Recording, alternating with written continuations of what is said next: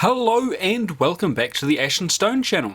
My name is Chris and today I'd like to show you how I go about making unit banners using GIMP and Inkscape. It may get a little rambly as we go through how I do it, but that's just because it's the raw and unfiltered process.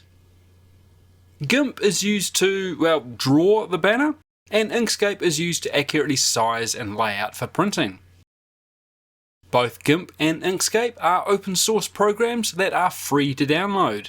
The links for those are on screen and down in the description below. First off, we need an idea for a banner. In this example, I'll be making one for the Goldenfield Bowmen, but the same process is applied whether you're making a red eye, a white tree, or a lion on a field of green. So you can open up GIMP to get started. In the centre you'll find the main window where your image will be displayed. It's probably blank to begin with, but if you've opened a file or you've got something there already, it'll be there. To the left is the toolbox where all the various tools are displayed, and to the right we have the layers window. It all looks very complex on first viewing, but we will only be using parts of it, so it's not too bad. There are three main concepts or functions of GIMP we need to understand to design our banner: layers, masks, and overlays. Layers are essentially a combination of separate images that are stacked on top of each other. When viewed from above, in the main viewing area, the stack of images combines to form a single image. You can turn these layers on and off and they will change the image you see in the centre. The younger audience probably won't understand this particular reference, but think of a stack of overhead transparencies laid on top of each other. Each separate layer can be independently manipulated without changing those around it, but affecting the final image. Masks are a way of manipulating layers, like putting masking tape down before painting. A mask prevents part of a layer from covering the one below. For example, if I remove this particular mask here, you'll see the red covers everything up below it, whereas with the mask in place it only allows part of that red to go through. Overlays are another way of manipulating layers. When placed over other layers, they will change the way that layer looks. Dark areas of the overlay will make the image darker, while lighter areas will brighten the lower layers. So here you can see there are dark and light patches on the image. If we turn that into an overlay, it makes dark and light areas on the image below it. Don't worry too much if these concepts are not particularly clear at the moment. Once we start playing around with them, everything should become clearer. Alright, so we go File, New to create a new image. A width of 1000 and a height of 2000 seems pretty good to me. I want my banner to be longer than it is wide, so that there will be perfect, just like the one you've already seen. Okay, maximize that window, here we are. Right, I'm going to create a new layer to begin with. We're going to call this one blue, because I'm going to have a blue and red banner. And over on the side here, we're going to select our foreground color. And I want that to be a blue, so I'm going to drag the B bar here right across to the right to get the maximum amount of blue, and then I'm going to mix it up a little bit and go, yeah, there, that'll do. And then using the bucket tool, we're going to fill this whole area with blue. Now I want the bottom of the banner to come to a point rather than being square like it is now. So to achieve that, we're going to put a mask on, and I'm going to put some guides on to help make that an accurate point. So if we go to Image, Guides, we can do a new guide by %, why not? And that pops up this window here. For our horizontal bar, I want it to be 3/4 of the way down, so we're going to put that at 75%. Okay.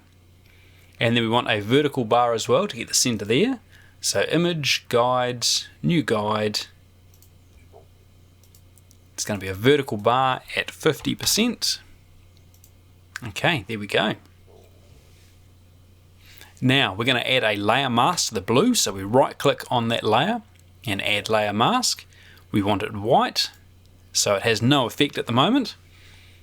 We're then going to come across to the free select tool, and we're going to make sure under view that we have snap to guide selected and snap to canvas edges selected. This will make sure that our selection snaps to the corners here in the right place. So a left click there, a left click down the bottom, a left click at the join here, and then we're going to click around the outside to finish that selection loop and click on the start point. Over here with our colours, we're going to select the fore and background colours button down in the bottom here. That'll reset us to black and white. And then using the bucket tool, we're going to fill in that area we just selected. And you can see that that has disappeared. You can see the blue has disappeared and the background is showing underneath. I'm then going to deselect what we've got here. You can go to the select menu in the top and go none, or you can use the shortcut, which is Control-Shift-A. I'm going to create a new layer. This one is going to be red. I'm going to select my foreground color, which is going to be red. I'm going to bring it back a little bit, and using the bucket tool, fill that in red. I select my blue mask. I'm going to use the color picker tool, or select by color tool here, and we're going to click down in the bottom corner here where it is black on the mask. If we make that red invisible, you can see that area of white. That's where we want to be selecting. You can select that as long as you have the blue mask area here selected. It doesn't matter if that red is visible. Any actions you take with your tools will be on that layer mask. As you can see there, it's selected those corners. If we go back to the red layer, I want to create a layer mask there. And just like before, we're going to reset our colors here, and we're going to fill that area in black. And you can see that disappears. Now I want it to be red on the left and blue on the right. So using the rectangle select tool here, I'm going to select half of the banner there, and we're going to fill that area in black with the bucket tool as well. And there we go. So you can see the layer mask has stopped that red from going through onto the blue layer. That looks alright, but I think it needs a border as well. So we're going to go Control Shift and A to deselect everything. We don't need the guides anymore, so under Image, Guides, remove all guides, we'll get rid of those. We're going to create a new layer. This one we're going to call Yellow. And I'm going to add a border. So selecting our foreground, we want to go to a yellow.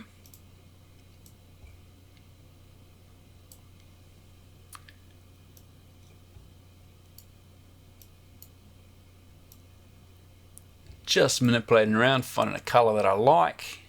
That should do the job, and we'll fill that in. Once again, we're going to go to our blue layer mask.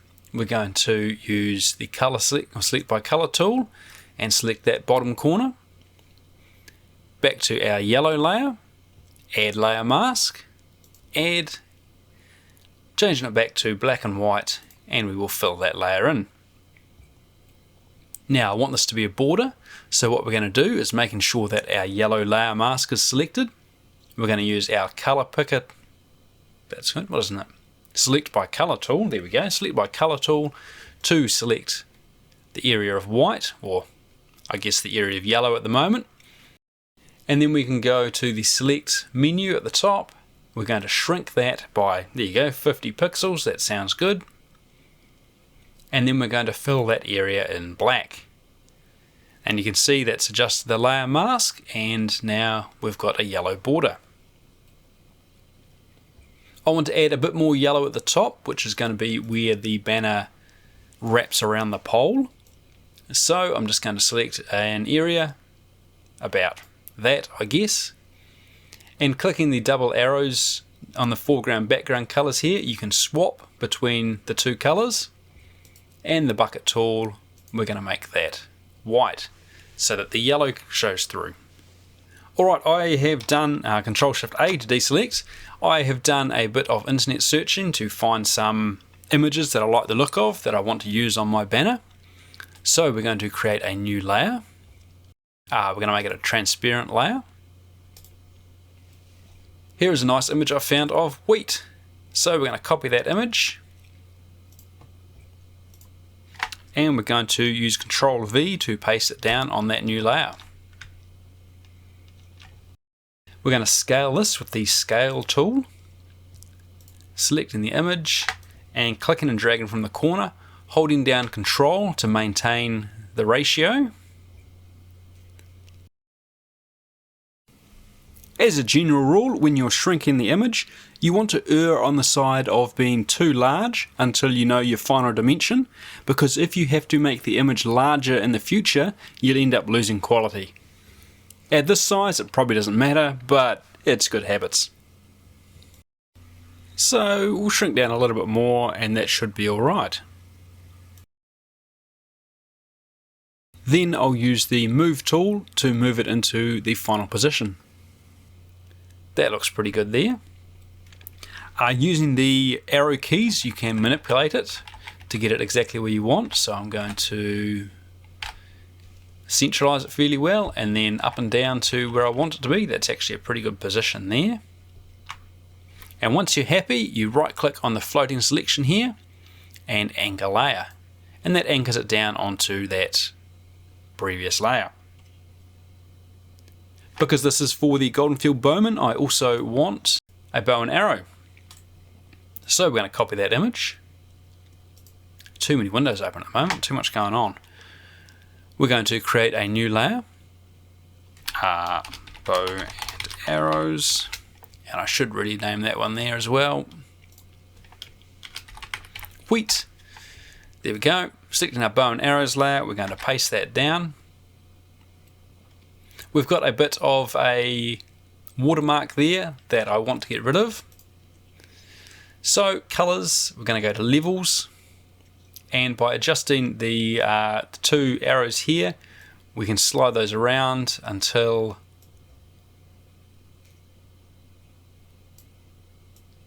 that watermark disappears.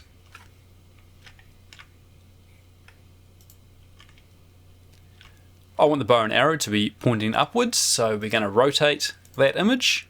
We're going to rotate it by -90, which will rotate it anti-clockwise. And then that's ready to be anchored down. I don't believe I can select the white at this stage, can I? No, I can't. So let's anchor that down. Now, I want to get rid of that white. So using that color selector tool, we select the white and we simply hit delete, which will get rid of that. Control-Shift-A to remove our selection again, and we want to scale that image until it gets to a decent size. So we're scaling the whole layer, and once again holding Control,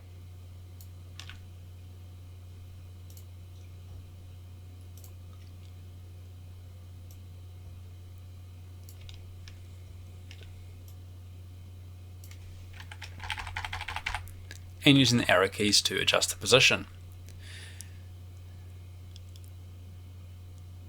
I think that needs to be bigger.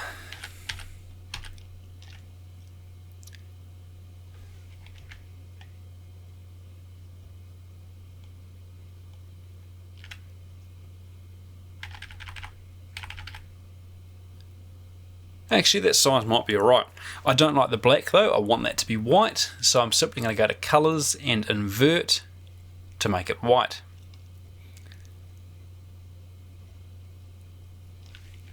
Still not happy with the position, so I'm just going to use the arrow keys to fiddle around with that and fine tune it.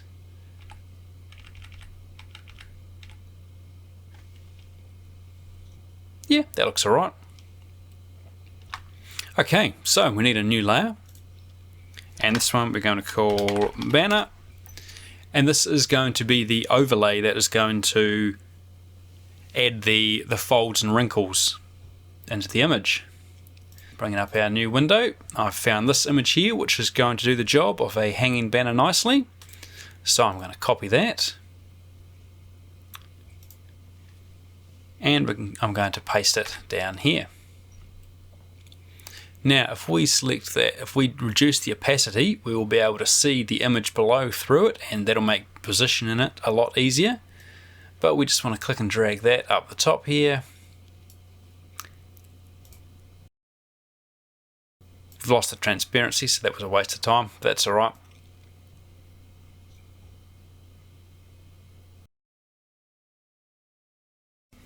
And then it's just a case of mucking around between our position and our scale until we're happy with how it's sitting.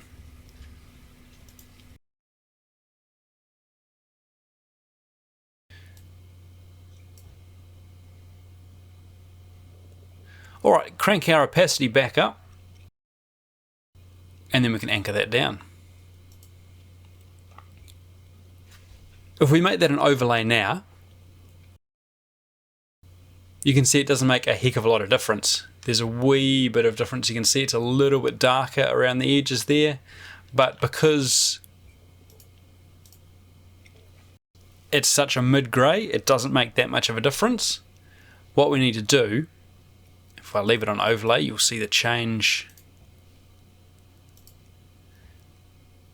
in real time, is we'll go to colors and we'll go to levels, and what we can do is we can drag the dark layer here up, and you can see already that is making a big difference to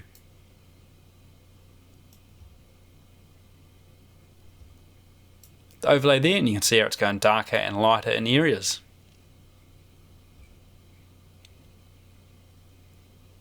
I'm pretty happy with that. We'll hit OK. But switching back to normal, we do need to get rid of these watermarks again. So using the smudge tool, we're just going to left click and drag up and down to just sort of smudge them out. I mean, obviously if you're using this for commercial use, it's a bit of a no-no, but if you were just using it for your own hobby needs, not really a problem.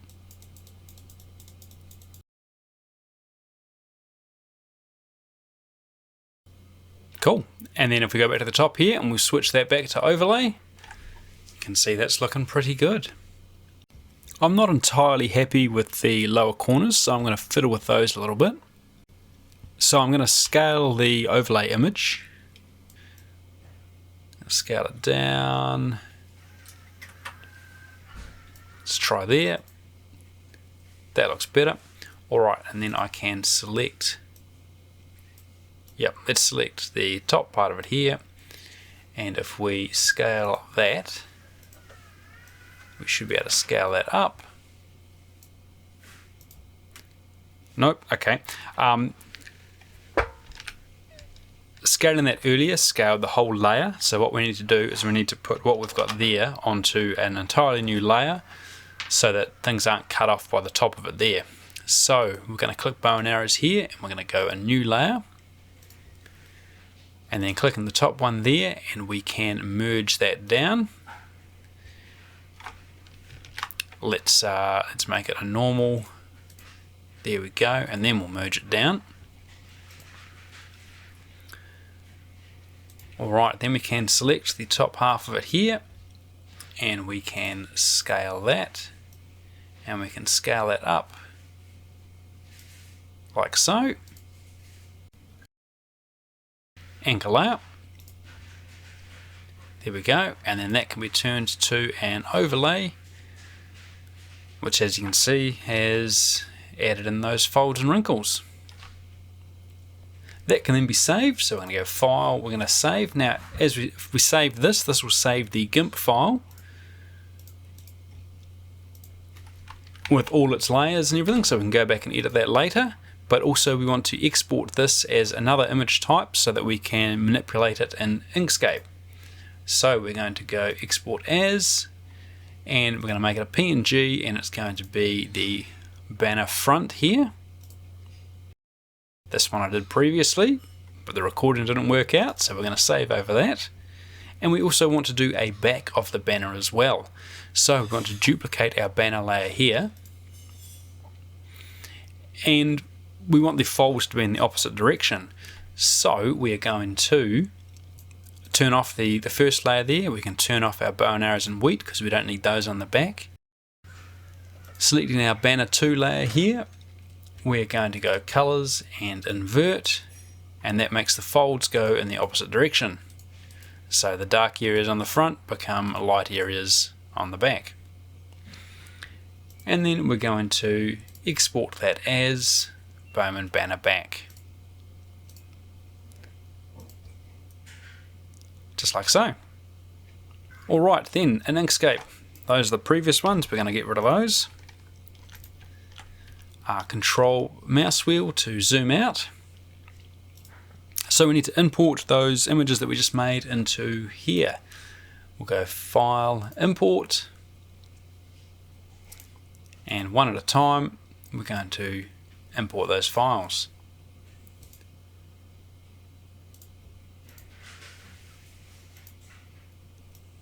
There we go.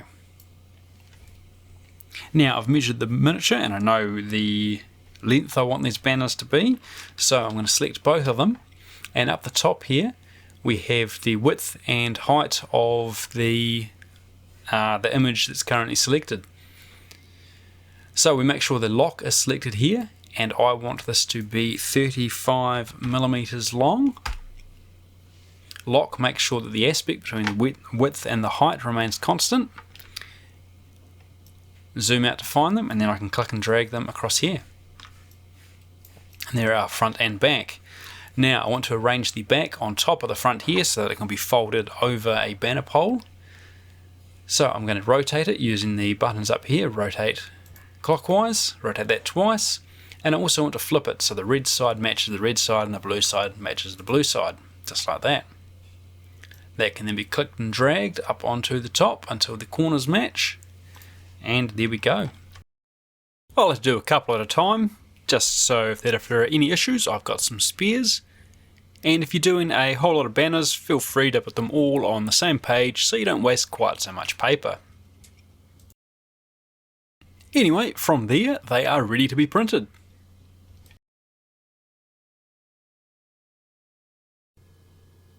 And there they are printed. I find they print out darker than how they're displayed on screen, so that's something to keep in mind. And then I cut the banner out with scissors. And I have a pole ready to go. By gently folding the banner in half, matching the bottom point, and inserting the banner pole, I can work out where I need to stick it down.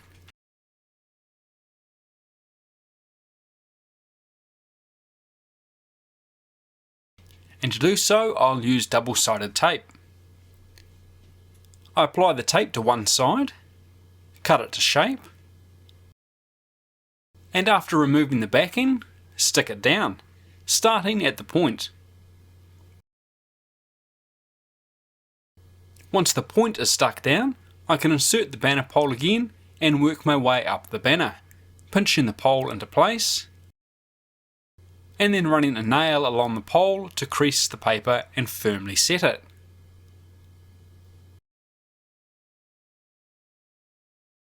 The edges are then touched up with a little yellow paint to hide any areas of white, and the banner can be sprayed with Tamiya Matte Clear to protect the print.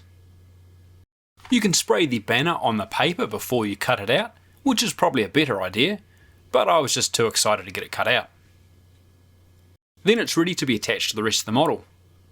I bend the banner to make sure it will sit against the model nicely, and attach it using a little super glue at the top and bottom.